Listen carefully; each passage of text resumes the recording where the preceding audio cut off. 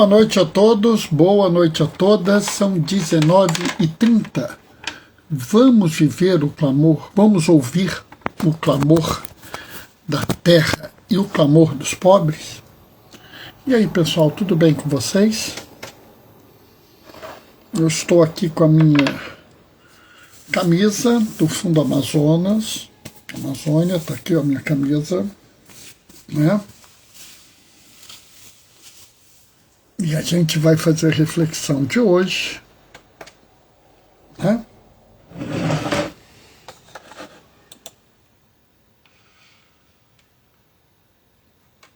Vamos entrar aqui no ar.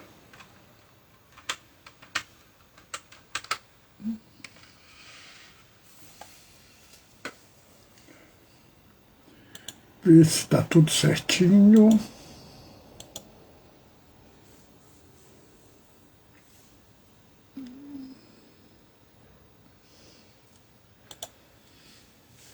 Eu estou ao vivo.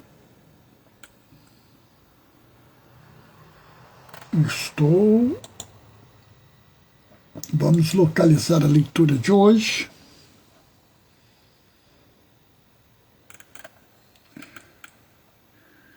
Agora está tudo certinho. Esperar dar 35.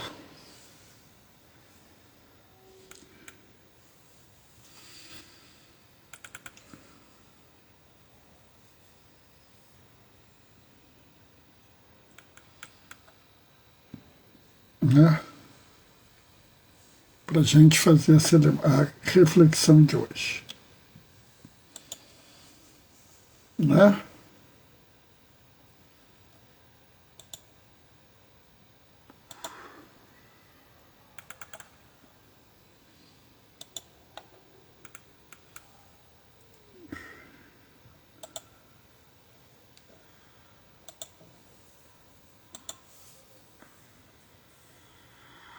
Está quase na hora, vamos esperar um pouquinho. Né? Falta menos de um minuto.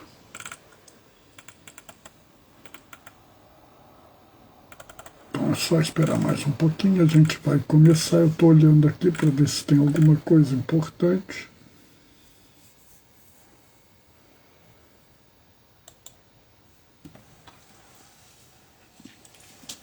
E a leitura de hoje vai ser pesada. Vai dar problema. Entendeu? E entrou alguém aqui? Quem é que entrou? Natanael, boa noite, paz e bem, querido. Tudo tranquilo? E se entrou na hora, Natanael, vamos começar. O Senhor esteja convosco. Ele está no meio de nós. Proclamação do Evangelho de Jesus Cristo, segundo Mateus. Naquele tempo, Jesus disse aos discípulos: em verdade eu vos digo, dificilmente um rico entrará no reino dos céus. E digo ainda, é mais fácil um camelo entrar pelo buraco de uma agulha do que um rico entrar no reino dos céus, no reino de Deus. Ouvindo isso, os discípulos ficaram muito espantados e perguntaram: então quem pode ser salvo? Jesus olhou para eles e disse: para os homens isso é impossível, mas para Deus tudo é possível. Pedro tomou a palavra e disse a Jesus: vê, nós deixamos tudo e te seguimos. O que haveremos de receber? Jesus respondeu: em verdade vos digo, quando o mundo for renovado e o Filho do Homem se sentar no trono de sua glória, também vós que me seguistes, havereis de sentar-vos em 12 tronos, para julgar as 12 tribos de Israel. E todo aquele que tiver deixado casa, irmãos, irmãs, pai, mãe, filhos, campos, por causa do meu nome, receberá 100 vezes mais e terá como herança a vida eterna. Muitos que agora são os primeiros serão os últimos, e muitos que agora são os últimos serão os primeiros. Palavra da salvação. Enquanto eu estava lendo, a Gracinha, minha cunhada, entrou. Oi, Gracinha, boa noite, paz e bem. Esse evangelho de Mateus é um evangelho muito conhecido e é muito interessante porque esse evangelho ele tem uma coisa que perturba muito hoje em dia. É interessante porque na época de Jesus perturbava ainda mais. Os judeus na época de Jesus acreditavam na teologia da aliança, ou seja, aquele que segue o plano de Deus recebe recompensas. Quais as recompensas? Saúde, descendência e riqueza, ou seja, no caso, terra. Oi, Henrique, boa noite, paz e bem. Seja muito bem-vindo, irmão diácono. Henrique é da minha turma de diáconos, pessoal. Então, na cabeça do judeu da época, se você segue o plano de Deus, você ganha as 3 bênçãos: descendência, saúde e riqueza, que normalmente era terra. Se você não seguia, você deixava de receber uma dessas 3. É claro, se você não seguisse nada, você não recebia nenhuma das 3. Então, por exemplo, uma pessoa como eu, né, que tenho asma, tenho diabetes, uso óculos e tive um derrame, seria um grande pecador, porque afinal de contas eu não tenho saúde. Se eu começasse a recuperar minha saúde, eu ia dizer assim: o Bernardo está seguindo o plano de Deus. E aí vem Jesus e fala assim, ele fala claramente, né? Ele fala que dificilmente um rico entrará no reino dos céus. E isso pira o povo pira na batatinha. Como é que é possível? Porque os ricos, eles estão seguindo o plano de Deus, eles não vão entrar no reino dos céus. É impressionante que isso é tão perturbador que eu vivo vendo gente querendo justificar a frase seguinte, que é mais fácil um camelo passar pelo buraco da agulha do que um rico entrar no reino de Deus. E aí tem gente que fala que camelo é um nó que dá na rede, que tem que passar pela agulha, é difícil. Tem gente que diz que buraco da agulha é um buraco que tinha na muralha de Jerusalém. Boa noite, Bernardo, paz e bem. Mônica está chegando amanhã. Exatamente, Gracinha, exatamente isso. Eu estou ansioso, morto de saudade. Ficam inventando motivos e desculpinhas.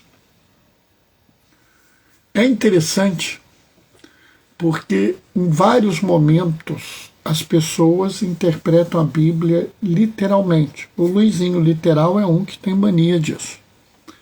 Tá na Bíblia, grita ele. Tá aqui, escrito na Bíblia.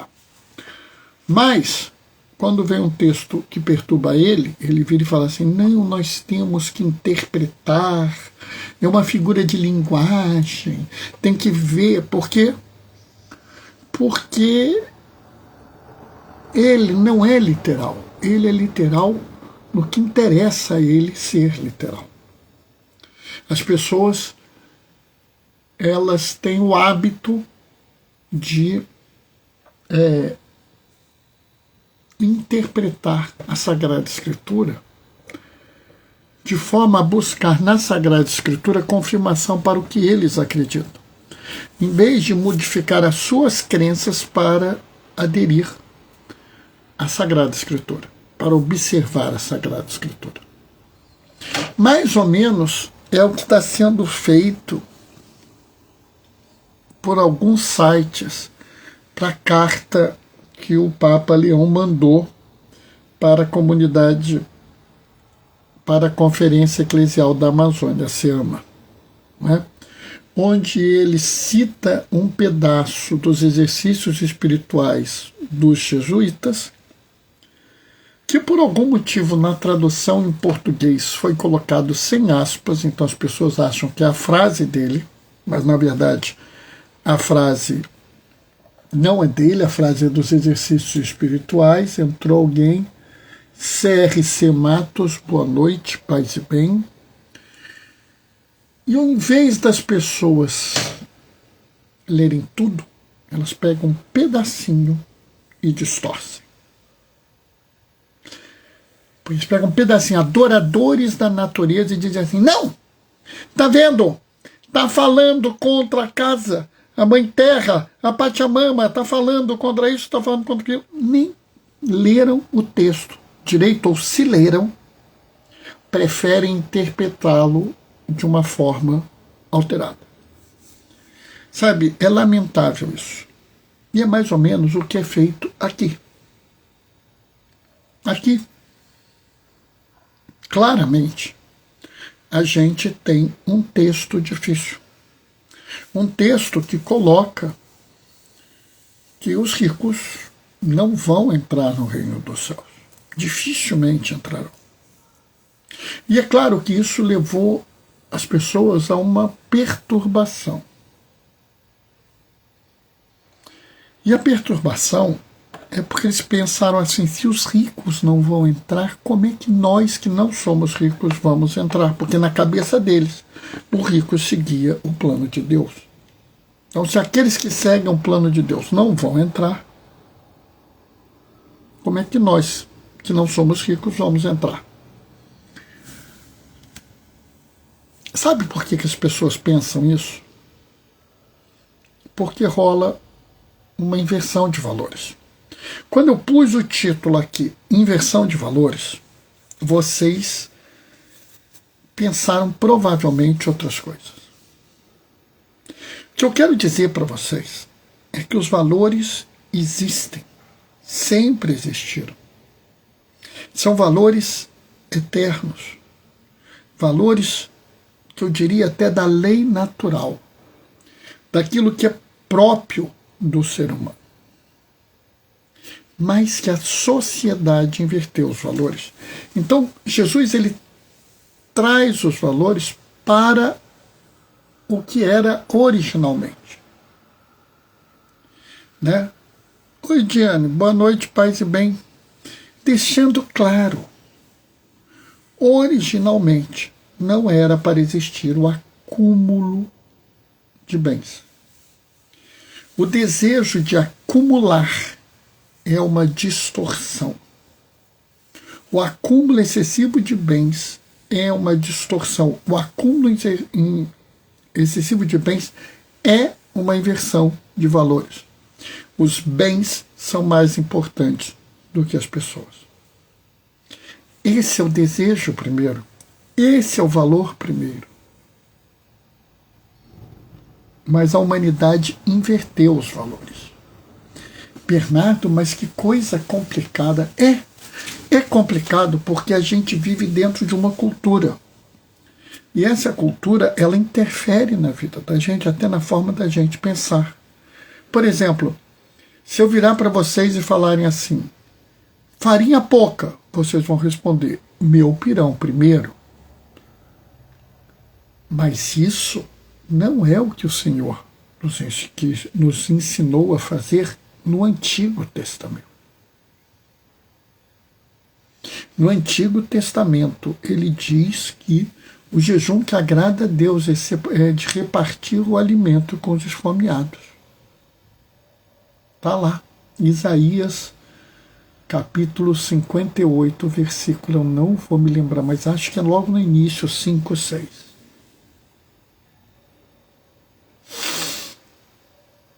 Se eu disser assim, comigo é assim, bateu, você vai responder, levou. Pode vir quente, que eu estou fervendo. Né? Mas o que Jesus nos ensina é o oposto. não resistir ao homem malvado. Se alguém lhe bater na face direita, oferece também a esquerda. Vê? Mas, Bernardo, a gente sempre falou isso sim, porque nós invertemos os valores. Os valores primeiros, os valores de Deus, não são esses valores que todo mundo prega. E pregam na igreja. Uma excessiva rigidez moral não é um valor do Senhor. Pelo contrário. Pelo contrário. Uma religião de exclusão não é um valor do Senhor. Pelo contrário. O valor do Senhor é o oposto disso. O Senhor não nos pede uma religião de exclusão ou de domínio. Pelo contrário. A autoridade na igreja é exercida para o bem comum. O Senhor veio para salvar as pessoas. Nós é que invertemos os valores. E esse texto, ele serve para quê? Para trazer os valores de volta. Não é o rico que vai herdar o reino dos céus. Inclusive, na primeira leitura, a gente vê um juiz, Gideão, que é chamado para enfrentar a ameaça. E ele diz: a minha casa é a menor de todas as casas e eu sou o mais fraco de todos os meus irmãos. Como é que eu posso enfrentar os inimigos? Por quê? Porque naquele momento ele estava vivendo sobre uma inversão de valores.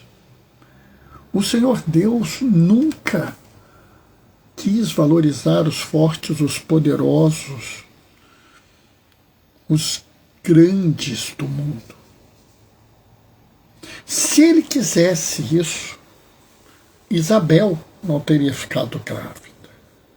Se ele quisesse isso, Sara não teria ficado grávida. Se ele quisesse isso, ele não teria se revelado como Messias, a samaritana no poço. Não teria permitido que a mulher hemorriça que lhe tocou o manto ficasse curada. Notam? Vou além. Aqueles que são desprezados são, na verdade, os mais amados por Deus. Para pensar. Maria era uma mulher simples, sem grande importância social, numa cidade periférica de Israel. Eu vou dizer para você que talvez só as pessoas de Nazaré soubessem que Maria existia. Os parentes delas e as pessoas de Nazaré. Mas ninguém sabia que Maria existia. E foi a essa mulher que Deus veio visitar e pedir que ela o ajudasse no plano de salvação. E Maria Madalena, uma mulher tomada por 7 demônios. Observe, uma mulher tomada por 7 demônios devia ser uma mulher absolutamente desprezada naquela época. E ela é a primeira testemunha da ressurreição. Por quê? Por que disso? Porque, na verdade, Deus sempre deu sua preferência a esses pequeninos, a esses que seriam os últimos da sociedade. Mas a sociedade inverteu o valor e considerou os primeiros os grandes, os poderosos, os ricos, os que eram juízes, os que eram escribas, os que eram mestres da lei, os que eram médicos. Nossa, honra o médico e tua medicina, porque ela vem do Altíssimo. Nossa. provavelmente aqueles que cuidavam dos pacientes em suas famílias eram desprezados. Mas os médicos eram recebidos com honras. Notam? É que a sociedade ela inverte o valor. Aí vem Jesus nesse texto e coloca as coisas no lugar. Muitos que são considerados primeiros hoje serão os últimos. E muitos que são considerados os últimos serão os primeiros. Na verdade, Jesus não está invertendo o sinal, não está trocando o lado. Jesus está apenas recolocando as coisas no lugar. Bernardo, mas você diz que o texto do Jesus é um texto subversivo. Sim. Jesus é subversivo porque ele subverte a ordem apresentada. Mas entendam bem, ele não subverte a ordem divina, ele subverte a ordem da sociedade. É muito interessante porque as pessoas se revoltam quando você fala que Jesus era subversivo.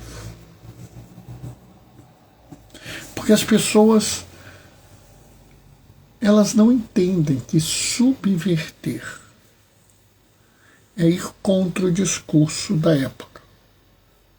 Ou melhor dizendo, usando o termo correto, contra o discurso hegemônico da época.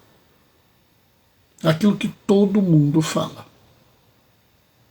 E hoje em dia é muito gozado porque a gente fala assim, a voz do povo é a voz de Deus. Tenho minhas dúvidas. Tenho minhas dúvidas.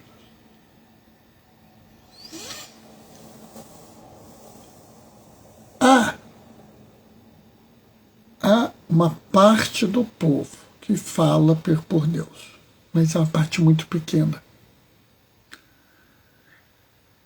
Porque hoje em dia o discurso que existe não são os valores divinos.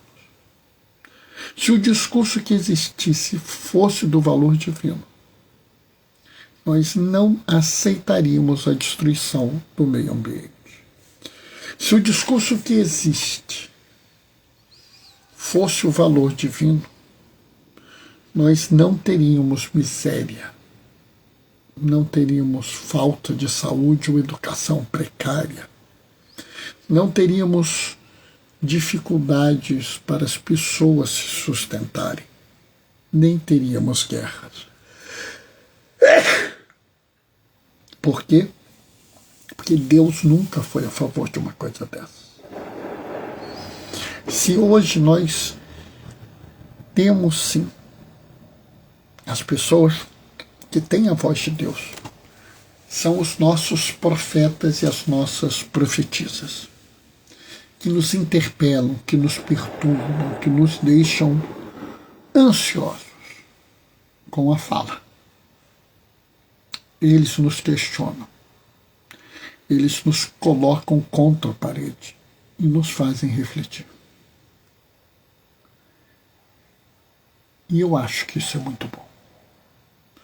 Porque o dia que nós pararmos de refletir sobre a palavra de Deus, ou o mundo acabou, porque o Senhor voltou, ou nós naufragamos na fé. Mas eu tenho certeza que nós continuaremos caminhando, tropeçando, esbarrando, tateando no escuro. Sim. Sim, porque nós temos dificuldades.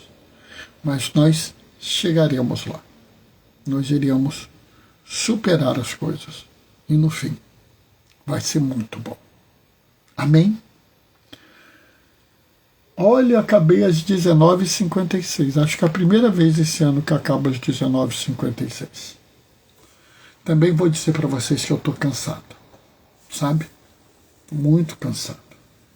Hoje foi um dia muito puxado. Então, não é à toa que eu acabei cedinho. eu vou me despedir de vocês e vou deixar a minha bênção. Amanhã é quarta-feira, amanhã tem live, tá? Quinta-feira eu estou de plantão, aí não tem live, mas amanhã, quarta-feira, tem live, tá? Diane mandou amém, carinha de oração, coração vermelho, um girassol. Obrigado, Diane, muito obrigado. O Senhor esteja convosco, Ele está no meio de nós. Por intercessão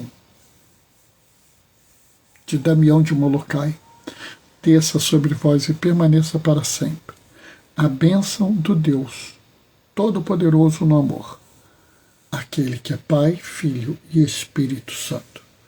Amanhã, 19h30, a gente se vê. Até lá. Beijos e bênçãos.